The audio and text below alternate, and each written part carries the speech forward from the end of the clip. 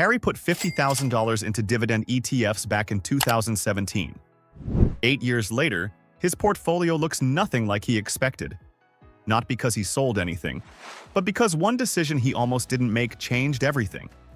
See, Harry split his money equally across 4 dividend ETFs everyone was recommending. Today, one of those positions makes him wish he'd gone all in. Another one? He's down on price, but his income doubled. And the Reddit favorite everyone swears by? It's been his worst performer lately. Quick note, this isn't financial advice. I'm breaking down dividend ETF research for educational purposes only. All investing involves risk, including potential loss of principal. Past performance doesn't guarantee future results. Always do your own research or talk to a financial advisor. Today, I'm analyzing 4 dividend ETFs through one lens. Harry learned the hard way. One has a 14-year dividend growth streak. Another just crushed it with over 22% dividend growth in 1 year. And I'll show you which one Harry wishes he'd weighted heavier, even though it has the lowest yield. Here's what most dividend investors get wrong. They chase yield. They see 3.8% and think that's better than 1.6%. And for the first year? They're right. But Harry learned something painful between 2017 and 2025. High yield today doesn't mean high income in 2035. The market in 2026 is completely different from 2020. We've gone through rate spikes, tech explosions, and complete sector rotations. Harry started with $50,000 in 2017. He split it equally, $12,500 into each of 4 ETFs. He reinvested every dividend, never sold a share, and what happened surprised him. His biggest winner wasn't the highest yielder. His best income grower wasn't the most popular. Let me show you each one, and why his story might change how you think about dividend investing. The first ETF Harry bought was VYM, Vanguard High Dividend Yield Index Fund. This is the broadest play on the board. 582 holdings across every sector. The yield sits at 2.49%. Expense ratio is 0.06%. Incredibly cheap. Here's what caught Harry's attention: 14 consecutive years of dividend growth. That's consistency you can count on for retirement savings. But here's the trade-off. Over the last 5 years, VYM's dividend only grew 4.11% annually. That's slower than inflation. Harry's $12,500 in VYM grew to around $25,369 by 2025, based on the 102.98% total return over 5 years. His annual dividend income from that position? About $632. Not life-changing. But here's what Harry didn't realize. That 2.49% yield was hiding something. The fund holds 582 companies. Even slower growers get included. Top holdings include Broadcom at 6.70%, JP Morgan at 4.08%, ExxonMobil at 2.42%. When you own that many dividend payers, you get diversification. But you also get dilution. The fast growers get watered down by the slow growers. And Harry started wondering, what if I'd been more selective with my asset allocation? That brings us to number 2. FDVV, Fidelity High Dividend ETF. This is where Harry saw his income explode.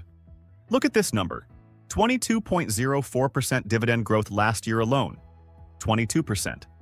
While VYM grew dividends at 4.11% annually, FDVV cranked out over 22% in a single year. Current yield, 3.10%. Expense ratio, 0.16%. Still cheap for the money management you're getting. 120 holdings. Way more concentrated than VYM's 582.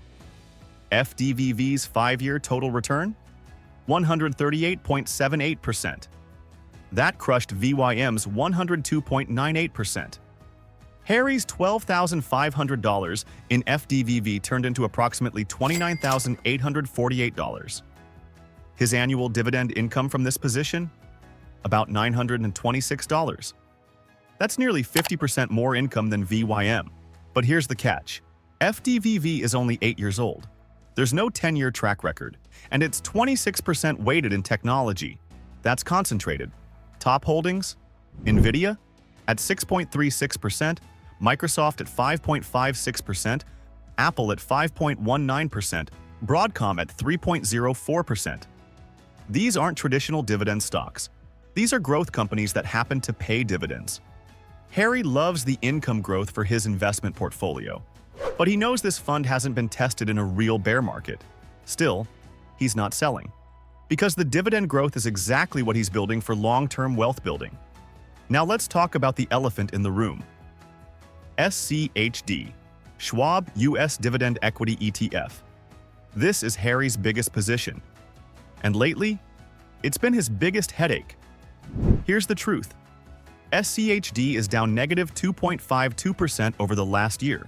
Meanwhile, the S&P 500 is up over 17%. That stings. But before we write it off, let's talk about what SCHD is. 13 consecutive years of dividend growth. Current yield, 3.80%. The highest of all 4 ETFs we're covering. Expense ratio, 0.06%. As cheap as it gets. 103 holdings. Selective and quality focused. Over 5 years, SCHD's total return is 79.25%. Lower than both VYM and FDVV. Harry's $12,500 in SCHD grew to about $22,406. His annual dividend income? Around $851. So why does Harry still hold it as his biggest position? Because SCHD is a value play in a growth world. It's loaded with energy stocks, 20% of the fund. Top holdings: AbbVie at 4.13%, ConocoPhillips at 4.10%, Chevron at 4.07%, Coca-Cola at 3.83%. Consumer staples, healthcare, industrials. The stuff that doesn't get hyped. Dividend growth over 5 years? 10.38% annually. That's more than double VYM's 4.11% growth rate. And here's what Harry realized about financial planning. SCHD isn't broken, it's just out of favor. Tech is ripping, growth is winning, and value investors are feeling pain. But he remembers 2022, when the S&P dropped 18%. SCHD held up better than almost everything. When everyone else was bleeding, his SCHD dividends kept coming every quarter, $0.26 per share every 3 months, like clockwork. So he's not selling, he's holding, and he's buying more on this dip. Because the best time to add to quality dividend growers is when nobody wants them. But there's one more ETF Harry wishes he'd understood earlier. VIG, Vanguard, Dividend Appreciation Index Fund. Here's the number that scares most dividend investors away. Current yield, 1.63%, less than half of SCHD, less than VYM, less than FDVV. Harry almost skipped this one entirely in 2017. He thought, why take 1.63% when I can get 3.8%? That question haunts him now. Here's what he missed. VIG's 5-year total return, 86.14%. That beat SCHD's 79.25%. Dividend growth over 5 years, 9.73% annually. That's more than double VYM's growth rate. 340 holdings. Diversified but quality screened. Every company has raised dividends for at least 10 consecutive years. Expense ratio, 0.05%. The cheapest of all 4. Harry's $12,500 in VIG grew to about $23,268. His annual dividend income? Only $379. Lowest income of all 4. But here's the twist that changed everything for his investment strategy. VIG outperformed SCHD on total return despite having less than half the yield. VIG's dividend grew faster than VYM despite paying less income today. The capital appreciation was higher. See, VIG doesn't chase yield. It chases companies that grow their dividends consistently, 11 consecutive years as a fund. Companies like Broadcom at 5.95%, Microsoft at 4.83%, JP Morgan at 4.05%, Apple at 3.74%, Eli Lilly at 2.77%. These aren't income stocks. They're quality growth stocks that happen to pay dividends. And over decades, that combination crushes. Harry wishes he'd weighted VIG at 40% instead of 25%.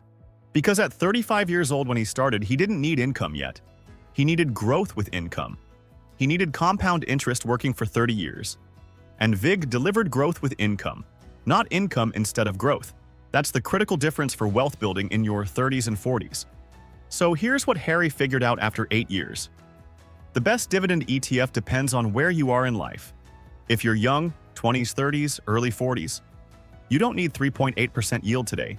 You need dividend growth. You need VIG and FDVV weighted heavy.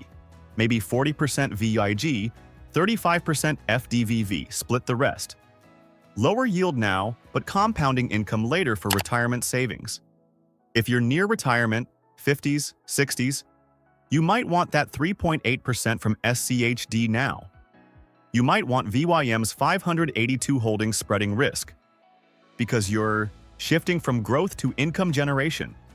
Harry's actual 2017 results tell the story. Started with $50,000 total. By 2025, his portfolio was worth approximately $100,891, just over double in 8 years with zero additional capital. His total annual dividend income across all four? Around $2,788. That's a 5.58% yield on his original $50,000 investment. Not enough to retire on.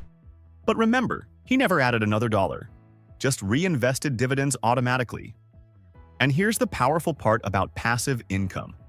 His dividend income in 2025 was nearly 250% higher than 2017. Year 1, he collected about $1,100 in dividends. Year 8, he's collecting $2,788. That's the magic of dividend growth investing. The income compounds even when you're not adding capital, even when the market's down, even when SCHD underperforms for a year. But Harry learned the most important lesson about financial goals. The best dividend ETF is the one you can hold through underperformance. SCHD is down this year. Harry's not selling. VIG had years where it lagged. Harry held through every dip. Because when you're building for decades, one bad year means nothing. One bad 3 years still doesn't matter. What matters is staying invested in quality while dividends compound. What matters is not panic selling when markets drop. What matters is the boring discipline of holding quality through every cycle. So if you're asking which dividend ETF is best for 2026, here's my answer. All four, weighted by your timeline. Young accumulator, heavy VIG and FDVV for growth. Peak earning years? Start shifting toward SCHD for balance. Near retirement? Heavy SCHD and VYM for stability and income. In between? Equal weight all four and rebalance based on life changes. Harry's not selling SCHD because it had a rough year. He's not chasing FDVV because it's hot right now. He's holding all four because together they give him growth, income, quality, and diversification. And that's a portfolio he can hold for decades without losing sleep. The real secret to financial independence isn't picking the perfect ETF. It's picking good ETFs and never selling them. If you want to see how I'm personally allocated across dividend ETFs, I broke down my full portfolio in another video. Link in the description. Thanks for watching, and I'll see you in the next one.